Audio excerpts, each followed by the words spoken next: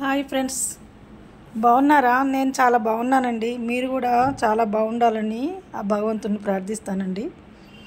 నేను మార్కెట్కి వెళ్ళి కూరగాయలు తీసుకొని వచ్చాను.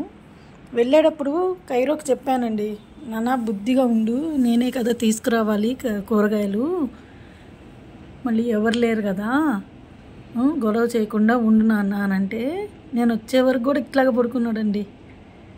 మామూలుగా అయితే బయటికి వెళ్ళి రాగానే మీదకి ఎగురుతాడు. ఇప్పుడు చూడండి ఎంత కామ్గా పడుకున్నాడు. బుద్ధిమంతుడు అండి మా కైరో, చూసారా?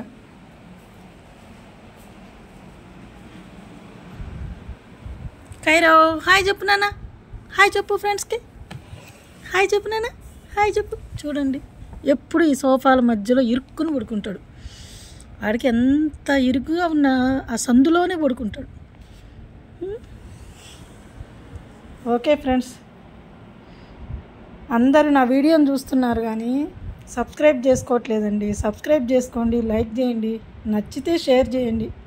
ప్లీజ్ ప్లీజ్ ప్లీజ్ అండి. అందరూ బాగుండాలండి, అందులో నేను ఉండాలి. లోకా సమస్త సుఖినో భవంతు.